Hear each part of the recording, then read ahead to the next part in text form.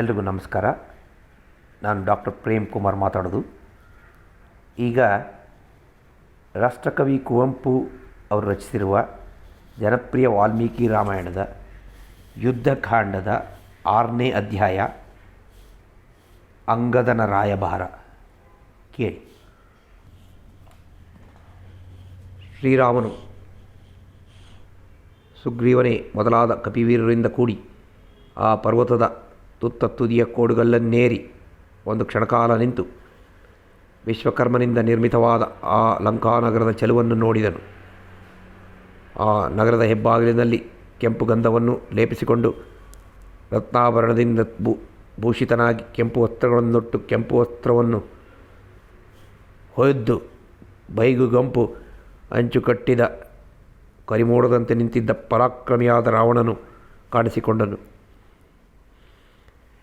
ಐರಾವತದ ದಂತದ ಹೊಡೆತದಿಂದ ಅವನೆದೆಯಲ್ಲಿ ಉಂಟಾದ ಗಾಯದ ಗಂಟುಗಳು ಕಾಣಬರುತ್ತಿದ್ದವು. ವಾನರ ಸೇನೆಯನ್ನು ನೋಡುತ್ತಿದ್ದ ರಾವಣನನ್ನು ಕಂಡು ರೋಷದಿಂದ ಸುಗ್ರೀವನು ರಾವಣನಿದ್ದ ಸ್ಥಳಕ್ಕೆ ಹಾರಿದನು.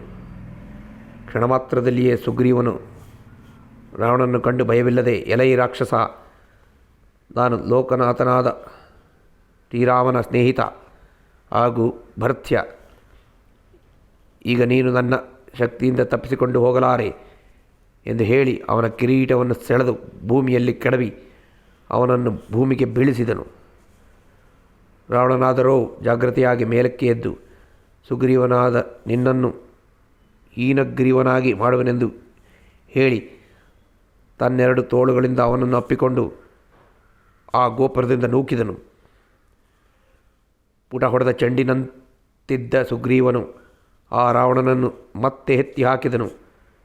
ಹೀಗೆ ಒಬ್ಬರೊಬ್ಬರು ಹೋರಾಡುತ್ತಾ ರಕ್ತದಿಂದ ಕೆಂಪಾದ ದೇಹವುಳ್ಳ ಅವರು ಹೂ ಬಿಟ್ಟಿರುವ ಮುರುಗದ ಮರದಂತೆಯೂ ಮುತ್ತುಗದ ಮರದಂತೆಯೂ ತೋರಿಬರುತ್ತಿದ್ದರು. ಮುಷ್ಟಿ ಅಂಗೈಗಳಿಂದ ಹೊಡೆದಾಡುತ್ತಾ ಅವರು ಬಹುಕಾಲ ಕ್ರೂರವಾಗಿ ಹೋರಾಡಿದರು. ಗೋಪುರದಿಂದ ಕೆಳಗೆ ಬಿದ್ದು ಹೋರಾಡಿದರು. ನಿಂತು ಒಬ್ಬರನ್ನೊಬ್ಬರು ಬಿಗಿಯಪ್ಪಿಕೊಂಡು ಕ್ರೋಧದಿಂದ ಹುಲಿಸಿಂಹಗಳಂತೆ ಆನೆಯ ಮರಿಗಳಂತೆ ಯುದ್ಧ ಮಾಡಿದರು. ಹೀಗೆ ಬಹುಕಾಲ ಒಬ್ಬರನ್ನೊಬ್ಬರು ಅಪ್ಪಳಿಸುತ್ತಾ ಯುದ್ಧ ಮಾಡಿದರೂ ಯಾರಿಗೂ ಆಯಾಸವಾಗಲಿಲ್ಲ. ಒಬ್ಬರೊಬ್ಬರು ನುಂಗಲು ಸಂಹರಿಸಲು ಮಾರ್ಜಾಲದಂತೆ ನಿಂತರು. ಹೀಗೆ ಇಬ್ಬರು ವಿಚಿತ್ರವಾಗಿ ತಿರುಗುತ್ತಾ ಒಬ್ಬರ ಹೊಡೆತವನ್ನು ಮತ್ತೊಬ್ಬರು ತಪ್ಪಿಸಿಕೊಳ್ಳುತ್ತಾ ಬಗ್ಗುತ್ತಾ ಹಿಂತಿರುಗುತ್ತಾ ವಂಚಿಸುತ್ತಾ ಕಾದಿದರು. ಈ ನಡುವೆ ರಾವಣನು ತನ್ನ ಮಾಯೆಯನ್ನು ತನ್ನ ಮೇಲೆ ಪ್ರಯೋಗಿಸಬೇಕೆಂದಿರುವುದನ್ನು ಅರಿತು ಸುಗ್ರೀವನು ಅಂತರಿಕ್ಷಕ್ಕೆ ಹಾರಿದನು. ಸುಗ್ರೀವನಿಂದ ವಂಚಿತನಾದ ರಾವಣನು ಗೋಪುರ ದ್ವಾರದ ಬಳಿಯಲ್ಲಿಯೇ ನಿಂತನು. ರಾವಣನೊಡನೆ ಯುದ್ಧ ಮಾಡಿ ಬಂದ ಸುಗ್ರೀವನ ಗಾಯಗಳನ್ನು ನೋಡಿ ಅವನನ್ನು ಅಪ್ಪಿಕೊಂಡು ಶ್ರೀರಾಮನು ಈ ರೀತಿ ನುಡಿದನು.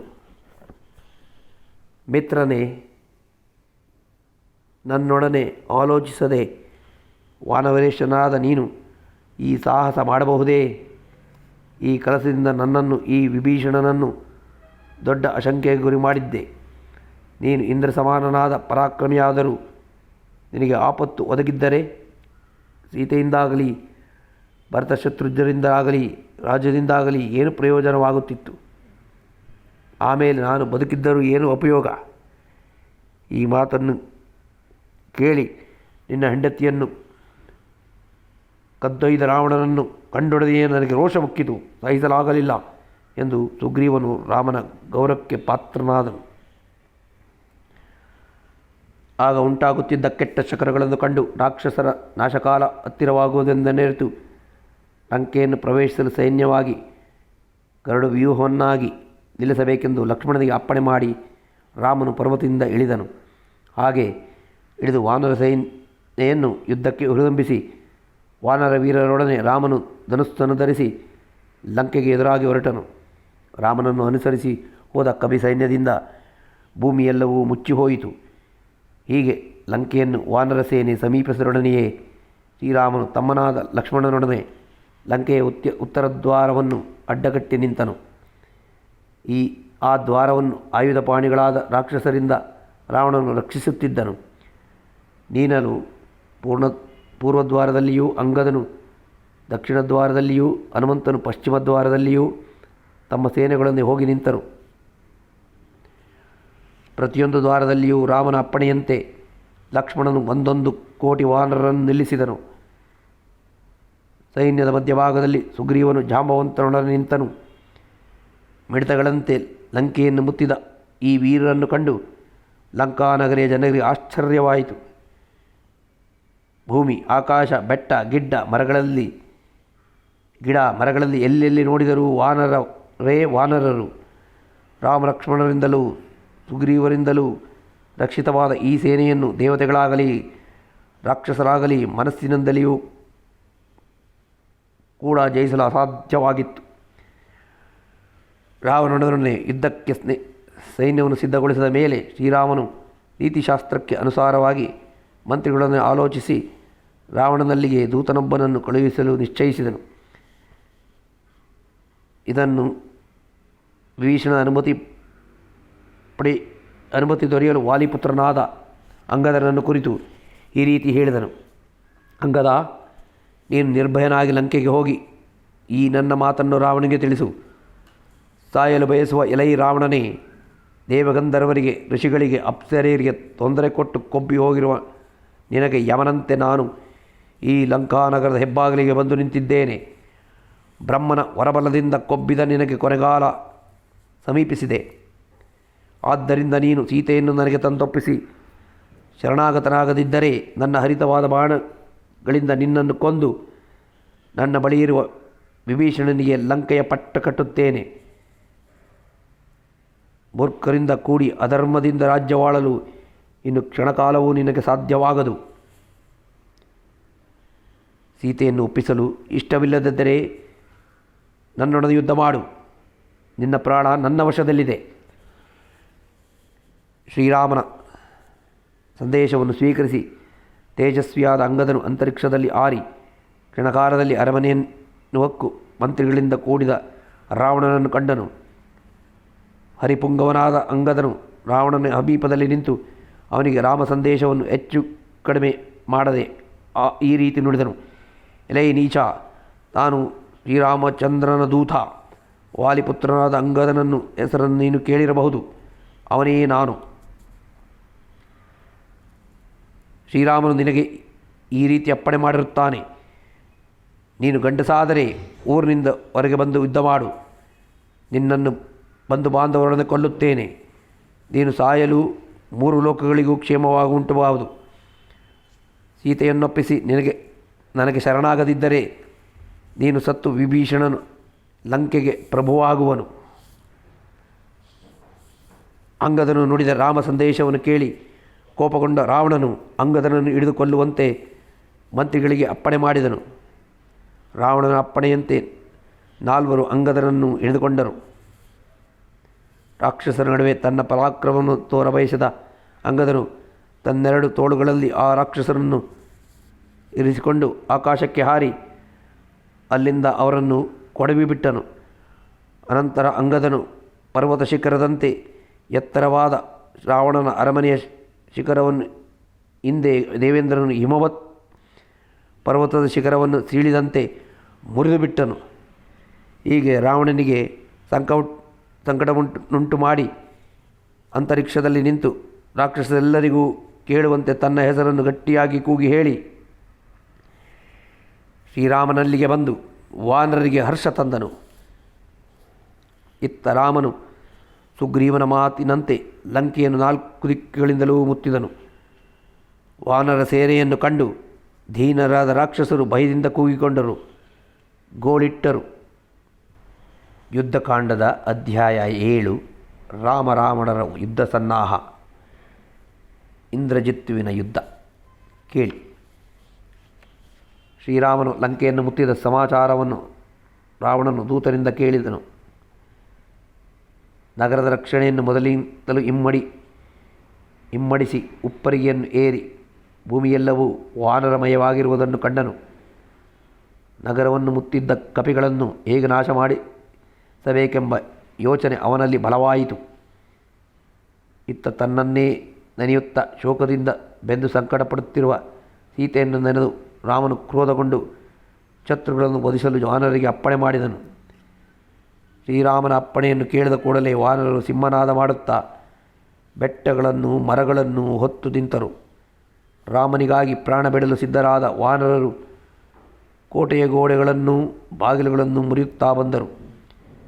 ಮತ್ತೆ ಕೆಲವರು ಕೋಟೆಯ ಗೋಡೆಗಳನ್ನೇರಿ ಗೋಪುರಗಳನ್ನು ಕಾಂಚನ ತೋರಣಗಳನ್ನು ಮುರಿದರು. ಶ್ರೀರಾಮನಿಗೆ ಜಯವಾಗಲಿ, ಸುಗ್ರೀವನಿಗೆ ಜಯವಾಗಲಿ ಎಂದು ಘೋಷಿಸುತ್ತಾ ನಗರದಲ್ಲಿ ಸಂಚರಿಸಿದರು. ಕುಮುದನು ಪೂರ್ವ ದ್ವಾರದಲ್ಲಿ, ಶತಬಲಿ ದಕ್ಷಿಣ ದ್ವಾರದಲ್ಲಿ, ಸುಷೇಣನು ಪಶ್ಚಿಮ ದ್ವಾರದಲ್ಲಿ ರಾಕ್ಷಸರನ್ನು ಎದುರಿಸಿದರು. ಶ್ರೀರಾಮನಿಗೆ ಸಹಾಯಕನಾಗಿ ಗದಾಪಾಣಿಯಾದ ವಿಭೀಷಣನು ತನ್ನ ಮಂತ್ರಿಗಳೊಡನೆ ನಿಂತನು. ಇತ್ತ ರಾವಣನ ಅಪ್ಪಣೆಯಂತೆ ರಾಕ್ಷಸ ಸೇನೆ ಯುದ್ಧಕ್ಕೆ ಹೊರಟಿತು. ಚಂದ್ರನಂತೆ ಬೆಳ್ಳಗಿರುವ ಮುಖವುಳ್ಳ ಬೇರಿಗಳನ್ನು ಬಂಗಾರದ ಕೋಲುಗಳಿಂದ ಬಾರಿಸಿದರು. ಇದರೊಡನೆ ರಾಕ್ಷಸರು ಶಂಖಗಳನ್ನು ಮೊಳಗಿಸಿದರು. ಚಂದ್ರೋದಯ ಕಾಲದಲ್ಲಿ ಉಬ್ಬಿದ ಸಮುದ್ರದಂತೆ ರಾಕ್ಷಸರು ತಂಡವಾಗಿ ಹೊರಟರು. ಶಂಖದ ಘೋಷ, ಆನೆ ಕುದುರೆಗಳ ಗರ್ಜನೆ, ರಾಕ್ಷಸರ ಸಿಂಹನಾದ ಇವುಗಳಿಂದ ಭೂಮಿ ಆಕಾಶಗಳು ತುಂಬಿ ಹೋದವು. ಈ ಕೋಲಾಹಲದ ನಡುವೆ ವಾನರರಿಗೂ ರಾಕ್ಷಸರಿಗೂ ಯುದ್ಧ ಮೊದಲಾಯಿತು. ರಾಕ್ಷಸ ಶ್ರೇಷ್ಠರು ಚಿನ್ನದ ಗಂಟೆಗಳನ್ನು ಕಟ್ಟಿದ ಕುದುರೆಗಳನ್ನು ಬಿಗಿದ ರಥಗಳಲ್ಲಿ ಕುಳಿತು ಕವಚಗಳನ್ನು ತೊಟ್ಟು ರಾಕ್ಷಸೇಶ್ವರನಿಗೆ ಜಯವಾಗಲಿ ಎಂದು ಸಿಂಹನಾದ ಮಾಡುತ್ತಾ ವಾನರ ಸೇನೆ ಮೇಲೆ ಬಿದ್ದರು. ಇತ್ತ ಶ್ರೀರಾಮನಿಗೆ ಜಯವನ್ನು ಕೋರಿ ರಾಕ್ಷಸ ಸೇನೆಯನ್ನು ಎದುರಿಸಿದ ವಾನರ ಸೇನೆಗೂ ರಾವಣನ ಸೇನೆಗೂ ದ್ವಂದ್ವ ಯುದ್ಧ ಮೊದಲಾಯಿತು. ಈಶ್ವರನೊಡನೆ ಯುದ್ಧ ಮಾಡುವ ಯಮನಂತೆ ಇಂದ್ರಜಿತ್ತು ಅಂಗದರೊಡನೆ ಹೋರಾಡಿದನು. ಹಾಗೆಯೇ ವಾನರರಲ್ಲಿ ಪ್ರಧಾನರಾದ ವೀರರಿಗೂ ರಾಕ್ಷಸ ವೀರರಿಗೂ ಘೋರ ಯುದ್ಧವಾಯಿತು. ಶ್ರೀರಾಮನನ್ನು ರಶ್ಮಿಕೇತು, ಅಗ್ನಿಕೇತು, ಸುಪ್ತಜ್ಞ, ಯಜ್ಞಕೋಪರೆಂಬ ರಾಕ್ಷಸರು ಮುತ್ತಿ ಬಾಣಗಳಿಂದ ಹೊಡೆದರು. ಆದರೇನು, ಶ್ರೀರಾಮನ ಬಾಣಗಳಿಂದ ಕ್ಷಣಮಾತ್ರದಲ್ಲಿ ಅವರು ಪ್ರಾಣಗಳನ್ನು ನೀಗಿದರು. ಇತ್ತ ವಾನರರು ಅನೇಕ ರಾಕ್ಷಸ ವೀರರನ್ನು ದ್ವಂದ್ವ ಯುದ್ಧದಲ್ಲಿ ಕೊಂದರು. ಮುರಿದ ಕತ್ತಿಗಳಿಂದ ರಥಗಳಿಂದ ಸತ್ತು ಬಿದ್ದ ವಾನರ ರಾಕ್ಷಸರಿಂದ ಆನೆ ಕುದುರೆಗಳಿಂದ ರಣರಂಗ ತುಂಬಿ ಹೋಯಿತು. ತಲೆಯಿಲ್ಲದೆ ಮುಂಡಗಳು ದಿಕ್ಕು ದಿಕ್ಕಿಗೆ ಹಾರಿದವು. ರಕ್ತ ಪ್ರವಾಹ ರೂಪವಾಗಿ ಹರಿಯಿತು. ರಾಕ್ಷಸರಾದರೂ ಮೊದಲಿನಿಂದಲೂ ದೊಡ್ಡ ಯುದ್ಧವನ್ನು ಮಾಡಲು ಸಂಜೆಯಾಗುವುದನ್ನೇ ಕಾಯುತ್ತಿದ್ದರು.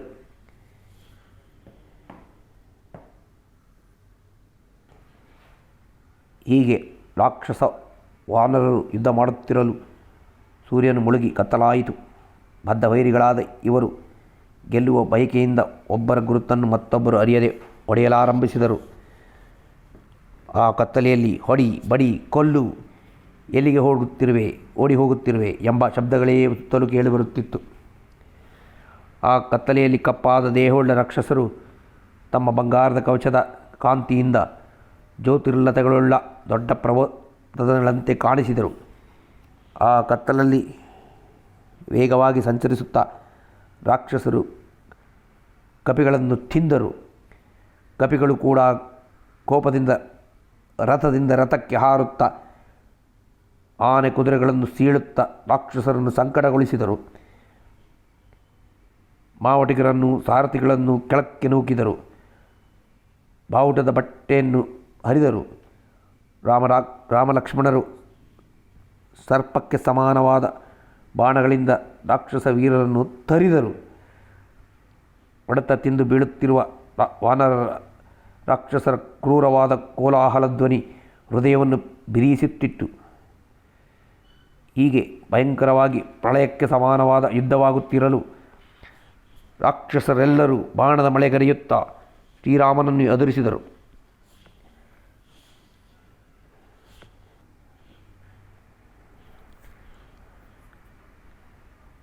ಸಮುದ್ರಘೋಷದಂತೆ ಗರ್ಜಿಸುತ್ತಾ 6 ಮಂದಿ ರಾಕ್ಷಸ ವೀರರು ರಾಮನ ಮೇಲೆ ಶರವರ್ಷವನ್ನು ಕರೆಯಲು ರಾಮನು ಹರಿತವಾದ ಬಾಣಗಳಿಂದ ಅವರನ್ನು ಶುಕಸಾರಣರನ್ನು ಹೊಡೆದು ಓಡಿಸಿದನು. ಬೆಂಕಿಯಲ್ಲಿ ಬೀಳುವ ಹುಳುಗಳಂತೆ ರಾಮ ಬಾಣಗಳಿಂದ ರಾಕ್ಷಸರು ಹತರಾಗುತ್ತಿದ್ದರು. ಇತ್ತ ಅಂಗದನು ಇಂದ್ರಜಿತ್ತುವನ್ನು ಎದುರಿಸಿ ಅವನ ಸಾರಥಿಯನ್ನೂ ಕುದುರೆಯನ್ನೂ ಬಲವಾಗಿ ಹೊಡೆದನು. ಸಾರಥಿ ರಥ ಕುದುರೆಗಳು ನಾಶವಾದುದನ್ನು ಕಂಡು ಇಂದ್ರಜಿತ್ತು ಮರೆಯಾದನು. ಇಂದ್ರನನ್ನೇ ಗೆದ್ದ ಇಂದ್ರಜಿತ್ತುವನ್ನು ಭಂಗಪಡಿಸಿದ ಅಂಗದನ ಕಾರ್ಯವನ್ನು ಕಂಡು ರಾಮಲಕ್ಷ್ಮಣರು ಸುಗ್ರೀವರು ಹರ್ಷಗೊಂಡರು. ಈ ನಡುವೆ ಕುಪಿತನಾದ ಇಂದ್ರಜಿತ್ತು ಅದೃಷ್ಟನಾಗಿಯೇ ಸಿಡಿಲಿಗೆ ಸಮಾನವಾದ ಬಾಣಗಳನ್ನು ಕಪಿಸೈನ್ಯದ ಮೇಲೆ ಪ್ರಯೋಗಿಸಿದನು. ಅವನು ಪ್ರಯೋಗಿಸಿದ ಬಾಣಗಳಿಂದ ರಾಮಲಕ್ಷ್ಮಣರ ಅಂಗಾಂಗ ಗಾಯ ಉಂಟಾಯಿತು. ಆ ಕತ್ತಲೆಯಲ್ಲಿ ಇಂದ್ರಜಿತ್ತುವನ್ನು ಹುಡುಕಲು ವಾನರ ವೀರರು ಮಾಡಿದ ಪ್ರಯತ್ನವೆಲ್ಲವೂ ವ್ಯರ್ಥವಾದವು. ಆಗ ಇಂದ್ರಜಿತ್ತು ಕ್ರೂರವಾದ ಸರ್ಪ ಬಾಣಗಳಿಂದ ರಾಮಲಕ್ಷ್ಮಣರನ್ನು ಬಂಧಿಸಿದನು. ರಕ್ತದಿಂದ ಕೂಡಿದ ರಾಮಲಕ್ಷ್ಮಣರ ದೇಹ ಹೂಬಿಟ್ಟ ಮುತ್ತುಗದ ಮರದಂತೆ ಕಾಣಬರುತ್ತಿತ್ತು. ಆ ರಾಕ್ಷಸ ವೀರನ ಬಾಣಗಳ ವೇಗವನ್ನು ಸಹಿಸದೆ ರಾಮಲಕ್ಷ್ಮಣರು ತತ್ತರಿಸಿ ಹೋದರು. ಮಹಾಧನುರ್ಧಾರಿಗಳಾದ ಆ ಅಣ್ಣ ತಮ್ಮಂದಿರು ನಾಗಪಾಶದಿಂದ ಬಂಧಿತರಾಗಿ ಹಗ್ಗ ಕಿತ್ತ ಇಂದ್ರಧ್ವಜದಂತೆ ಭೂಮಿಯಲ್ಲಿ ಮಲಗಿದರು. ಅವರ ದೇಹದಲ್ಲಿ ಬಾಣಗಳ ಹೊರತು ಇನ್ನೇನು ಕಾಣಬರುತ್ತಿರಲಿಲ್ಲ. ಬಿಚ್ಚಿ ಹೋದ ಹದೆಯುಳ್ಳ ಬಿಲ್ಲನ್ನೇ ಹಿಡಿದು ಮೂರ್ಛೆ ಹೋದ ರಾಮನನ್ನು ಕಂಡು ಲಕ್ಷ್ಮಣನು ಬದುಕುವ ಆಶೆಯನ್ನೇ ಬಿಟ್ಟನು. ಕಪಿವೀರರು ರಾಮನನ್ನು ಸುತ್ತುವರೆದು ಅವನಿಗಾಗಿ ಗೋಳಿಟ್ಟರು. ಮಳೆ ಸುರಿಸಿದ ಮೇಘದಂತೆ ಇಂದ್ರಜಿತ್ತು ಬಾಣಪ್ರಯೋಗವನ್ನು ನಿಲ್ಲಿಸಲು ವಿಭೀಷಣ ಸುಗ್ರೀವರು ರಾಮಲಕ್ಷ್ಮಣರು ಮೂರ್ಛೆ ಹೊಂದಿ ಮಲಗಿದ್ದ ಪ್ರದೇಶಕ್ಕೆ ಬಂದರು. ಹನುಮಂತನಿಗೆ ನೆಲದ ಮೇಲೆ ಮಲಗಿದ್ದ ಅಣ್ಣ ತಮ್ಮಂದಿರನ್ನು ಕಂಡು ದುಃಖ ಉಕ್ಕೇರಿತು. ಉಳಿದ ಎಲ್ಲ ವಾನರರು ನಿಟ್ಟುಸಿರು ಬಿಡುತ್ತಾ ಸುತ್ತಲೂ ಸ್ತಬ್ಧರಾಗಿ ನಿಂತರು. ಇತ್ತ ಮಾಯಾವಿಯಾದ ಇಂದ್ರಜಿತ್ತು ಕರದೂಷಣ ಸಂಹಾರಕನಾದ ಶ್ರೀರಾಮನು ತಿರುಗಿ ಏಳಲೆಂದು ವಾನರರ ಪ್ರಯತ್ನವನ್ನು ನಿಷ್ಫಲವಾದುವೆಂದು ರಾಕ್ಷಸರು ಇನ್ನು ಮುಂದೆ ನಿರ್ಭೀತವಾಗಿರಬಹುದೆಂದು ಹೇಳಿ ನೀಲ, ನಳ, ಜಾಂಬವಂತ, ಹನುಮಂತ ಮುಂತಾದ ವೀರರನ್ನು ಬಾಣಗಳಿಂದ ನೋಯಿಸಿದನು. ಇಂದ್ರಜಿತ್ತುವಿನ ಮಾತನ್ನು ಕೇಳಿ ಶ್ರೀರಾಮನು ಸತ್ತನೆಂದು ತಿಳಿದು ರಾಕ್ಷಸರು ಹರ್ಷಧ್ವನಿ ಮಾಡಿ ಲಂಕೆಯನ್ನು ಹೊಕ್ಕರು. ರಾಮಲಕ್ಷ್ಮಣರನ್ನು ಜಯಿಸಿ ತನಗೆ ಹರುಷವನ್ನು ತಂದ ಮಗನನ್ನು ರಾವಣನು ಗಾಢವಾಗಿ ಅಪ್ಪಿಕೊಂಡನು. ಇಂದ್ರಜಿತ್ತುವಿನ ಗೆಲುವಿನಿಂದ ಅವನ ಮನಸ್ಸಿಗೆ ನೆಮ್ಮದಿಯುಂಟಾಗಿತ್ತು. ಇತ್ತ ರಾಮಲಕ್ಷ್ಮಣರ ಸ್ಥಿತಿಯನ್ನು ಕಂಡು ಸುಗ್ರೀವನು ಭಯಗೊಂಡು ಕಣ್ಣೀರು ಬಿಡುತ್ತಾ ನಿಂತುಕೊಂಡನು. ಇದನ್ನು ಕಂಡ ವಿಭೀಷಣನು ಸುಗ್ರೀವ, ಹೆದರಿಕೆಯನ್ನು ಬಿಡು, ಕಣ್ಣೀರು ಬಿಡುವುದನ್ನು ತಡೆದುಕೋ. ಅದೃಷ್ಟವಿದ್ದರೆ ಈ ಇಬ್ಬರು ವೀರರು ಬಹುಬೇಗ ಮೂರ್ಛೆ ತಿಳಿದೇಳುತ್ತಾರೆ. ಈ ಸಂದರ್ಭದಲ್ಲಿ ನಿನ್ನ ಮನಸ್ಸನ್ನು ಸ್ಥಿರಪಡಿಸಿಕೊಂಡು ನನ್ನನ್ನು ಕಾಪಾಡು. ಸತ್ಯವಂತರಿಗೆ ಅಪಮೃತ್ಯುವಿನ ಭಯವಿಲ್ಲ. ಇವರು ಮೂರ್ಛೆ ತಿಳಿದು ಹೇಳುವವರೆಗೂ ಪಲಾಯನಕ್ಕೆ ಸಿದ್ಧವಾಗಿರುವ ಈ ವಾನರ ಸೇನೆಗೆ ಧೈರ್ಯ ಹೇಳಿ ಅದನ್ನು ರಕ್ಷಿಸು ಎಂದು ಸಮಾಧಾನಪಡಿಸಿ ಅವರ ಕಣ್ಣೀರನ್ನು ನೀರಿನಿಂದ ಒರೆಸಿದನು. ಅನಂತರ ಆಂಜನೇಯ, ಅಂಗದ, ನಳ, ನೀಲ ಮುಂತಾದ ವೀರರು ರಾಮಲಕ್ಷ್ಮಣರನ್ನು ಸುತ್ತುವರೆದು ದೀನರಾಗಿ ಕೈಯಲ್ಲಿ ಮರಗಳನ್ನು ಹಿಡಿದು ನಿಂತು ಅವರು ರಾಕ್ಷಸರಿಂದ ರಕ್ಷಿಸಿದರು. ಯುದ್ಧಕಾಂಡದ 8ನೇ ಅಧ್ಯಾಯ. ಸೀತಾಪ್ರಲಾಪ, ನಾಗಪಾಶ ವಿಮೋಚನೆ. ಕೇಳಿ. ಇತ್ತ ರಾವಣನು ಇಂದ್ರಜಿತ್ತುವಿನಿಂದ ರಾಮಲಕ್ಷ್ಮಣನ ಮಡಿದರೆಂದು ತಿಳಿದು ಲಂಕೆಯನ್ನು ಧ್ವಜಗಳಿಂದ ಅಲಂಕರಿಸಿ ರಾಮಲಕ್ಷ್ಮಣನ ಮರಣವನ್ನು ಸಾರದೆ ಅಪ್ಪಣೆಯನ್ನು ಮಾಡಿದನು. ಅನಂತರ ಸೀತಾದೇವಿಯನ್ನು ಕಾಯುತ್ತಿದ್ದ ತ್ರಿಜಟೆ ಮುಂತಾದ ರಾಕ್ಷಸರನ್ನು ತನ್ನಲ್ಲಿಗೆ ಬರೆಮಾಡಿಕೊಂಡು ಸಂತೋಷದಿಂದ ಹೇಳಿದನು. ಇಂದ್ರಜಿತ್ತುವಿನಿಂದ ರಾಮಲಕ್ಷ್ಮಣರು ಮಡಿದರೆಂದು ಹೇಳಿ ಸೀತೆಯನ್ನು ಪುಷ್ಪಕ ವಿಮಾನದಲ್ಲಿ ಕುಳ್ಳಿರಿಸಿಕೊಂಡು ಹೋಗಿ ಅವರನ್ನು ತೋರಿ ಬನ್ನಿ. ರಣದಲ್ಲಿ ಮಲಗಿರುವ ಆ ಅಣ್ಣ ತಮ್ಮದನ್ನು ಕಂಡು ವಿಶಾಲಾಕ್ಷಿಯಾದ ಸೀತೆ ಆಶೆಯೆಲ್ಲವೂ ತೊರೆದು ನನ್ನನ್ನು ಸೇರುವಳು. ರಾವಣನ ಅಪ್ಪಣೆಯಂತೆ ಆ ರಾಕ್ಷಸ ಸ್ತ್ರೀಯರು ದುಃಖದಿಂದ ಸೋತಿದ್ದ ಸೀತೆಯಲ್ಲಿಗೆ ಬಂದು ಪುಷ್ಪಕ ವಿಮಾನದಲ್ಲಿ ಆಕೆಯನ್ನು ಕೂರಿಸಿ ರಾಮಲಕ್ಷ್ಮಣನನ್ನು ತೋರಿಸಲು ನಡೆದರು. ರಣಭೂಮಿಗೆ ಬಂದು ವಿಮಾನದಿಂದಲೇ ಸೀತೆ ಸತ್ತ ಕಪಿಸೇನೆಯನ್ನು ಬಾಣದ ಹಾಸಿಗೆಯಲ್ಲಿ ಎಚ್ಚರವಿಲ್ಲದೆ ಮಲಗಿ ಜಾರಿದ ಬಿಲ್ಲುಗಳುಳ್ಳ ರಾಮಲಕ್ಷ್ಮಣನನ್ನು ಕಂಡಳು. ಪುರುಷ ಶ್ರೇಷ್ಠರಾದ ರಾಮನನ್ನು ಅವನ ಬಳಿ ಮಲಗಿದ್ದ ಲಕ್ಷ್ಮಣನನ್ನು ನೋಡಿ ಸೀತೆಗೆ ದುಃಖದ ಕಟ್ಟೆ ಒಡೆಯಿತು. ಅವರು ಮಡಿದರೆಂದೇ ಆಕೆ ಭಯಗೊಂಡಳು. ಅಯ್ಯೋ, ನಾನು ಸುಮಂಗಲಿಯೆಂದು ಪುತ್ರವತಿಯಾಗುವೆನೆಂದು ಹೇಳಿದ ವಿದ್ವಾಂಸರ ಮಾತು ಸುಳ್ಳಾಯಿತು. ಇವರು ನನಗಾಗಿ ಕಡಲನ್ನು ದಾಟಿ ಇಲ್ಲಿಗೆ ಬಂದರಲ್ಲವೇ? ಆದರೇನು, ಅದೆಲ್ಲವೂ ನಿಷ್ಫಲವಾಯಿತು. ಬ್ರಹ್ಮಾಸ್ತ್ರಗಳೇ ಮೊದಲಾದ ಮಹಾಸ್ತ್ರಗಳನ್ನು ಪಡೆದು ವೀರರೆಂದು ಹೆಸರುಗೊಂಡ ನೀವು ಇಂದ್ರಜಿತ್ತುವಿನಿಂದ ಮಡಿದಿರಾ? ಯುದ್ಧದಲ್ಲಿ ನಿಮ್ಮನ್ನು ಎದುರಿಸಿ ಯಮನು ಬದುಕಿ ಹೋಗಿರಲಾರೆಂದ ಮೇಲೆ ನೀವು ಮಡಿದಿರುವುದು ನನ್ನ ದೌರ್ಭಾಗ್ಯವೇ ಸರಿ. ನಾನು ರಾಮನಿಗಾಗಲಿ ಲಕ್ಷ್ಮಣಗಾಗಲಿ ಶೋಕಪಡುತ್ತಿಲ್ಲ. ವನವಾಸವನ್ನು ಮುಗಿಸಿಕೊಂಡು ಬರುವ ಮಕ್ಕಳನ್ನು ಕಾಣಲು ತವಕಪಡುತ್ತಿರುವ ನಮ್ಮ ಅತ್ತೆಯಾದ ಕೌಸಲ್ಯಗಾಗಿ ದುಃಖಿಸುತ್ತೇನೆ ಎಂದು ಸೀತೆ ಗೋಳಿಟ್ಟಳು. ಆಗ ತ್ರಿಜಟೆ ಎಂಬ ರಾಕ್ಷಸಿ ಸೀತೆಯನ್ನು ಸಮಾಧಾನಪಡಿಸುತ್ತಾ, ಎಲೈ ಸೀತೆ, ಅಣ್ಣ ತಮ್ಮಂದಿರಾದ ರಾಮಲಕ್ಷ್ಮಣರು ಸತ್ತಿಲ್ಲವೆಂದು ನಾನು ತಿಳಿಯುತ್ತೇನೆ. ರಾಮಲಕ್ಷ್ಮಣರು ಸತ್ತಿದ್ದರೆ ವಾನರ ಮುಖಗಳು ಕ್ರೋಧದಿಂದಲೂ ಉತ್ಸಾಹದಿಂದಲೂ ಇರುತ್ತಿದ್ದವೇ? ಹಾಗಿದ್ದರೆ ವಾನರ ಸೇನೆ ಧ್ವಜಪಟವಿಲ್ಲದೆ ನಾವೆಯಂತೆ ಉತ್ಸಾಹಹೀನವಾಗಿರುತ್ತಿತ್ತು. ಈ ರಘುವೀರರನ್ನು ಯಾರೂ ಕೊಲ್ಲಲಾರರು. ನಾನು ಸುಳ್ಳನ್ನು ಹೇಳುತ್ತಿಲ್ಲ. ನಿನ್ನಲ್ಲಿರುವ ಸ್ನೇಹಭಾವದಿಂದ ಈ ಮಾತನ್ನು ನುಡಿಯುತ್ತಿದ್ದೇನೆ.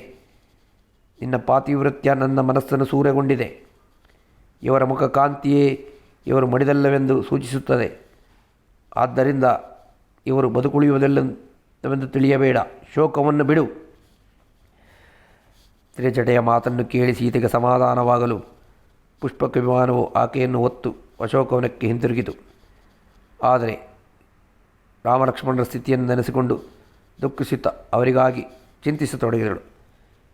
ಇತ್ತ ರಾಮಲಕ್ಷ್ಮಣರಿಗಾಗಿ ದುಃಖಿಸುತ್ತ ವಾನರ ವೀರರು ಅವರನ್ನು ಸುತ್ತುವರಿದು ನಿಂತಿರಲು ಧೈರ್ಯವನ್ನಂತನಾದ ರಾಮನು ಮೂರ್ಛೆಯಿಂದ ತಿಳಿದೆದ್ದನು.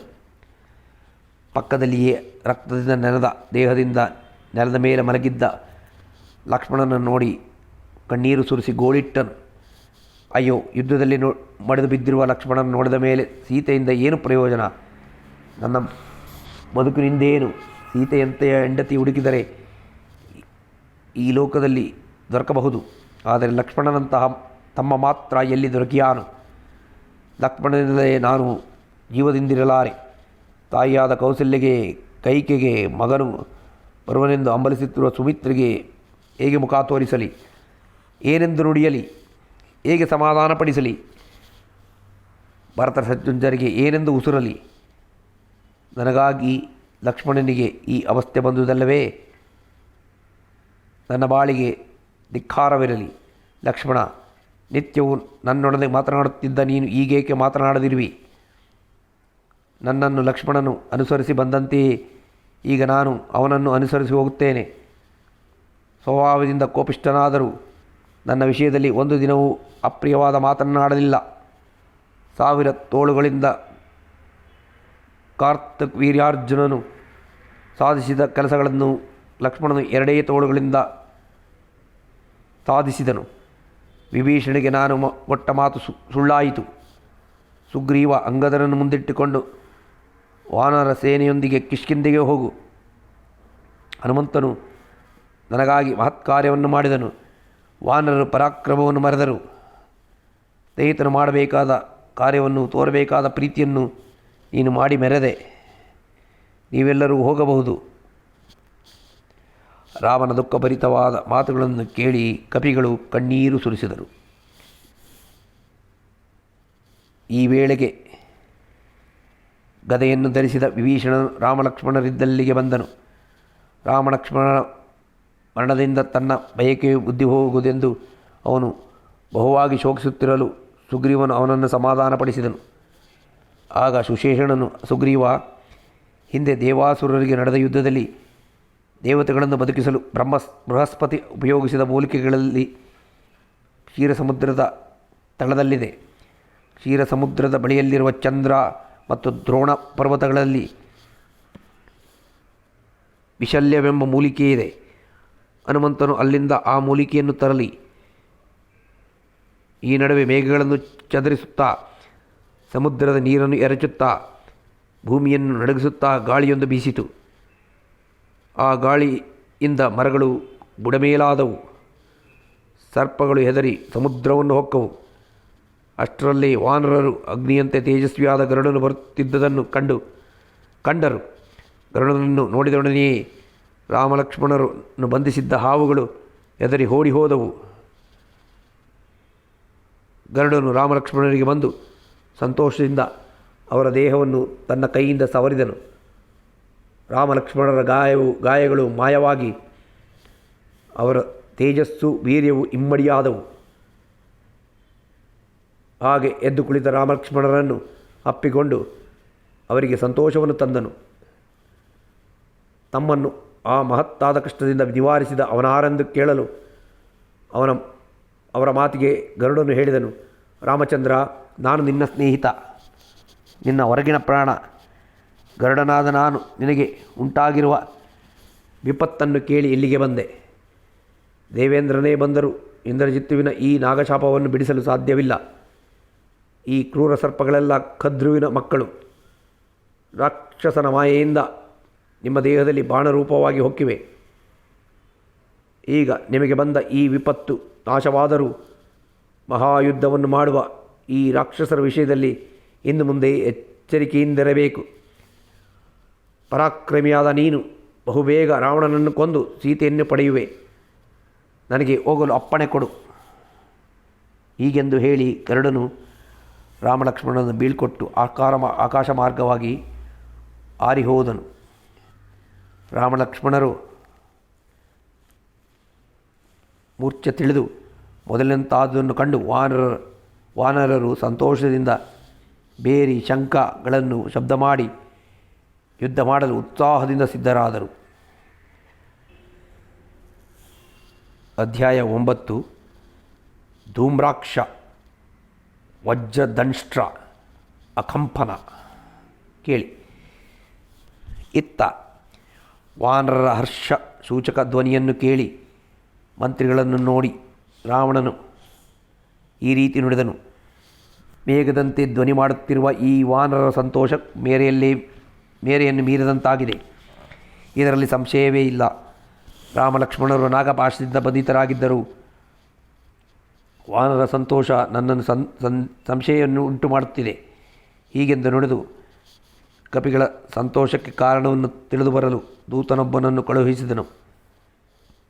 ಲಂಕಾ ನಗರದ ಪ್ರಾಕಾರವನ್ನು ಏರಿ ವಾನರ ಸೇನೆಯ ನಿಜವಾದ ಸಮಾಚಾರವನ್ನು ತಿಳಿದು ಬಂದ ಚಾರನು ರಾಮಲಕ್ಷ್ಮಣರು ನಾಗಪಾಶದಿಂದ ಬಿಡುಗಡೆ ಹೊಂದಿದ್ದುದನ್ನು, ಅದಕ್ಕಾಗಿ ವಾನರರು ಹರ್ಷಗೊಂಡಿರುವುದೆಂಬುದನ್ನು ತಿಳಿಸಿದನು.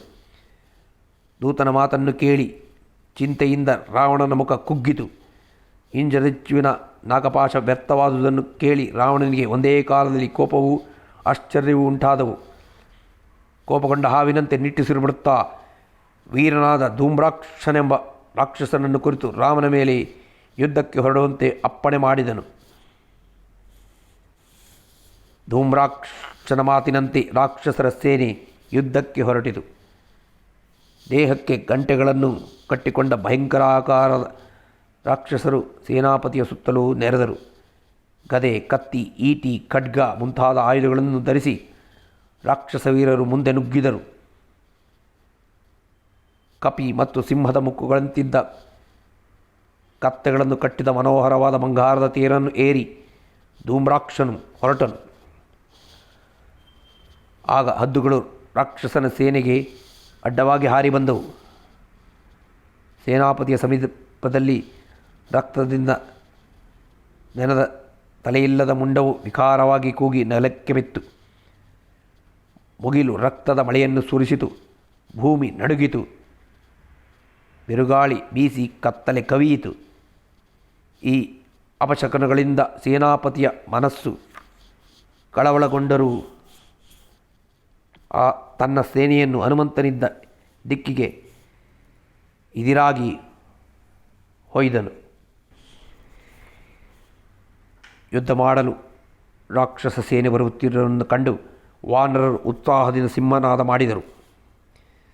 ರಾಕ್ಷಸರಿಗೂ ಕಪಿಗಳಿಗೂ ದ್ವಂದ್ವ ಯುದ್ಧ ಮೊದಲಾಯಿತು. ಬಂಡೆ ಗಿಡ ಇವುಗಳಿಂದ ವಾನರರು ರಾಕ್ಷಸರನ್ನು ಸೀಳಿದರು.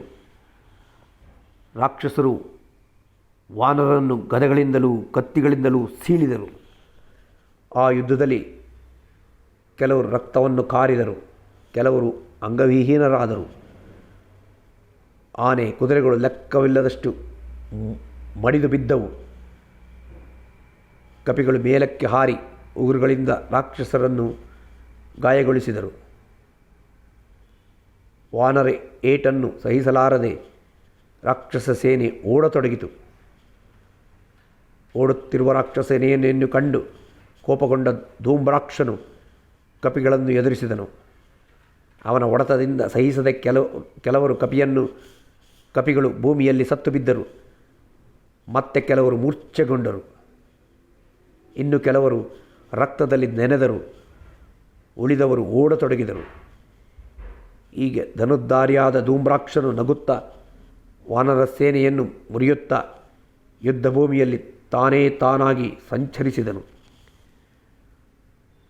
ವಾನರ ಸೇನೆ ಹೀಗೆ ನಾಶವಾಗುತ್ತಿದ್ದುದನ್ನು ನೋಡಿ ಹನುಮಂತನು ದೊಡ್ಡದೊಂದು ಬಂಡೆಯನ್ನು ಹಿಡಿದುಕೊಂಡು ಕೋಪದಿಂದ ಧೂಮ್ರಾಕ್ಷನನ್ನು ಎದುರಿಸಿ ಅವನ ರಥದ ಮೇಲೆ ಆ ಬಂಡೆಯನ್ನು ಎಸೆದನು. ಬೀಳುತ್ತಿರುವ ಬಂಡೆಯನ್ನು ಕಂಡು ರಾಕ್ಷಸನು ಸಂಭ್ರಮದಿಂದ ತೇರಿನಿಂದ ಧುಮುಕಿ ಗದೆಯನ್ನು ಹಿಡಿದು ನಿಂತನು. ಹನುಮಂತನು ಬೀಸಿದ ಬಂಡೆಯಿಂದ ರಾಕ್ಷಸನ ತೇರು ಕತ್ತೆ ಸಹಿತವಾಗಿ ಮುರಿದು ಬಿತ್ತು. ಅನಂತರ ಹನುಮಂತನು ವೃಕ್ಷಗಳನ್ನು ಹಿಡಿದು ರಾಕ್ಷಸರನ್ನು ಕೊಂದು ಅವರಿಗೆ ಭಯವನ್ನುಂಟು ಮಾಡಿದನು. ಆ ಬಳಿಕ ಹನುಮಂತನು ಗದೆ ಹಿಡಿದು ಅಟ್ಟಿ ಬರುತ್ತಿರುವ ಧೂಮ್ರಾಕ್ಷನನ್ನು ಬೆಟ್ಟದಿಂದ ಹೊಡೆದನು. ಆ ಏಟನ್ನು ಸಹಿಸಿದ ಧೂಮ್ರಾಕ್ಷನು ಭೂಮಿಯಲ್ಲಿ ಮಲಗಲು ರಾಕ್ಷಸರು ಹೆದರಿ ಲಂಕೆಯನ್ನು ಹೊಕ್ಕರು. ಧೂಮ್ರಾಕ್ಷನನ್ನು ಕೊಂದು ರಕ್ತದ ಹೊಳೆಯನ್ನು ಹರಿಯಿಸಿ ಹನುಮಂತನು ವಾನರರಿಗೆ ಸಂತೋಷವನ್ನು ತಂದನು. ಧೂಮ್ರಾಕ್ಷನ ವಧೆಯನ್ನು ಕೇಳಿ ಕೋಪಗೊಂಡ ರಾವಣನು ರಾಮಲಕ್ಷ್ಮಣರನ್ನು ಜಯಿಸಲು ವಜ್ರದಂಷ್ಟ್ರನನ್ನು ಕಳಿಸಿಕೊಟ್ಟರು. ಶೂರರಾದ ರಾಕ್ಷಸ ವೀರರು ಪರ್ವತಕ್ಕೆ ಸಮಾನವಾದ ಆನೆಗಳನ್ನು ಏರಿ ಬಂಗಾರದ ತೇರನ್ನು ಏರಿ ಹೊರಟ ಮಾಯಾವಿಯಾದ ವಜ್ರದಂಷ್ಟ್ರನು ಅನುಸರಿಸಿ ಹೊರಟರು. ಧೂಮ್ರಾಕ್ಷನಿಗುಂಟಾದ ಅಪಶಕನಗಳೇ ವಜ್ರದಂಷ್ಟ್ರನಿಗೂ ಆದವು. ಆದರೂ ಅವನು ಅವುಗಳನ್ನು ಲೆಕ್ಕಿಸದೆ ಧೈರ್ಯ ತಂದುಕೊಂಡು ಅಂಗದನಿದ್ದ ದಿಕ್ಕಿಗೆ ಹೊರಟನು.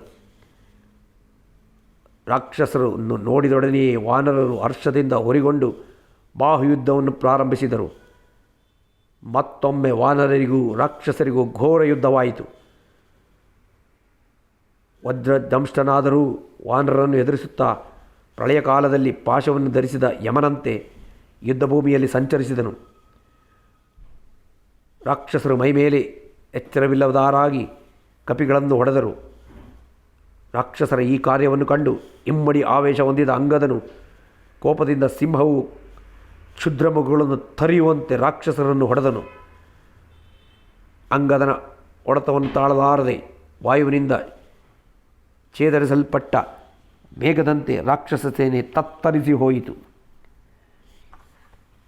ಆ ಸಮಯದಲ್ಲಿ ವಜ್ರದಂಷ್ಟನು ಬಾಣದ ಮಳೆಯನ್ನೇ ಸುರಿಸುತ್ತಾ ಅಂಗದನನ್ನು ಎದುರಿಸಿದನು.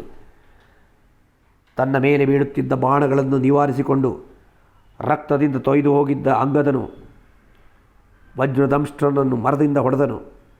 ಆದರೆ ವಜ್ರದಂಷ್ಟ್ರನು ಆ ಮರವನ್ನು ಬಾಣದಿಂದ ಕತ್ತರಿಸಲು ಮತ್ತೆ ಬೆಟ್ಟದಿಂದ ಅಂಗದನು ಅವನ ರಥವನ್ನು ಹುಡಿಗಟ್ಟಿದನು.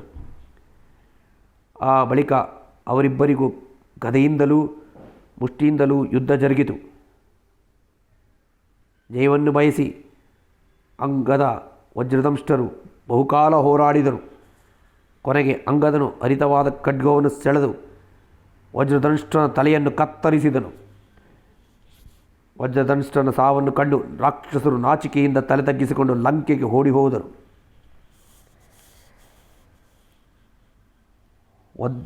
ವಜ್ರದಂಶನ ವಧೆಯನ್ನು ಕೇಳಿ ರಾವಣನು ಪರಾಕ್ರಮಿಯೂ ಯುದ್ಧಪ್ರಿಯನೂ ಆದ ಅಕಂಪನನ್ನು ರಾಮಲಕ್ಷ್ಮಣರನ್ನು ಯುದ್ಧ ಮಾಡಲು ಕಳುಹಿಸಿಕೊಟ್ಟನು. ರಾವಣನ ಆಜ್ಞೆಯಂತೆ ಮುಗಿಲಿನ ಬಣ್ಣವುಳ್ಳ ಆತನು ಚಿನ್ನದ ಕುಂಡಲಗಳಿದ್ದ ಶೋಭಿಸುತ್ತಾ ದೊಡ್ಡ ರಥವನ್ನೇರಿ ಭಯಂಕರರಾದ ರಾಕ್ಷಸರಿಂದ ಸುತ್ತುವರೆದು ಯುದ್ಧಕ್ಕೆ ನಡೆದನು. ದೇವತೆಗಳಿಗೂ ಹೆದರದ ಹೆಸರಿಗೆ ತಕ್ಕಂಥ ಅಕಂಪನನು ರಾಕ್ಷಸರ ನಡುವೆ ಸೂರ್ಯನಂತೆ ಹೊಳೆಯುತ್ತಿದ್ದನು.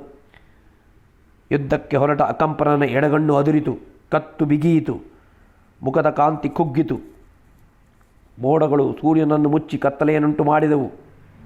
ರಥದ ಕುದುರೆಗಳು ಮುಗ್ಗರಿಸಿದವು.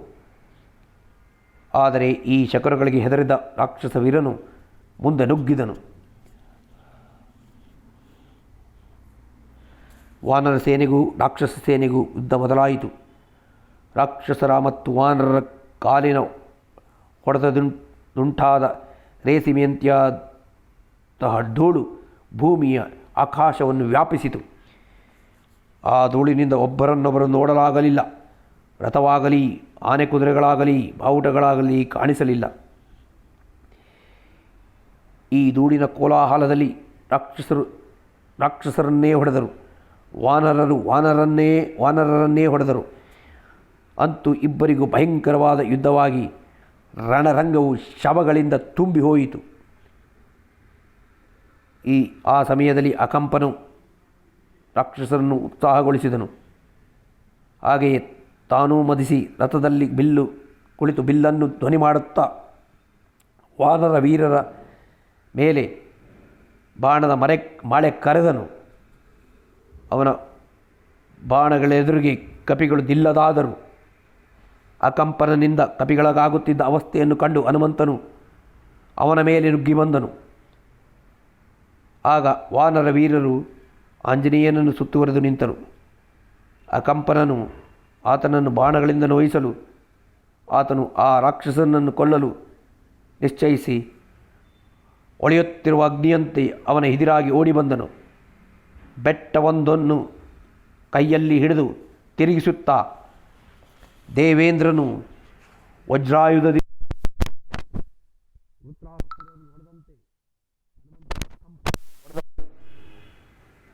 ಆದರೆ ರಾಕ್ಷಸನ ಬಾಣಗಳಿಂದ ಅದು ಪುಡಿಪುಡಿಯಾಯಿತು. ಕ್ರೋಧದಿಂದ ತಪ್ತನಾದ ಮಾರುತಿ ವೃಕ್ಷವೊಂದನ್ನು ಕಿತ್ತು ಯಮನಂತೆ ರಾಕ್ಷಸರನ್ನು ಸಂಹರಿಸತೊಡಗಿದನು. ಅಲ್ಲದೆ ಶರದಿಂದ ತನ್ನನ್ನು ಹೊಡೆದ ಅಕಂಪನನ ತಲೆಯ ಮೇಲೆ ಹೊಡೆದನು. ಆ ಹೊಡೆತಕ್ಕೆ ರಭಸವನ್ನು ತಾಳಲಾರದೆ ರಾಕ್ಷಸನು ಕೆಳಕ್ಕೆ ಬಿದ್ದು ಮರಣ ಹೊಂದಿದನು. ಸತ್ತ ರಾಕ್ಷಸ ವೀರರನ್ನು ಕಂಡು ಉಳಿದವರು ಬೆಟ್ಟ ಮುಂಡೆಗಳಿಂದ ಬಾರಿಗೂ ಭಯದಿಂದ ತತ್ತರಿಸಿ ಹಿಂದೆ ಮುಂದೆ ನೋಡುತ್ತಾ ಓಡಿ ಹೋದರು. ಇತ್ತ ಗೆದ್ದ ವಾನರರು ಹನುಮಂತನನ್ನು ಕೊಂಡಾಡಿ ಸಿಂಹನಾದ ಮಾಡಿದರು.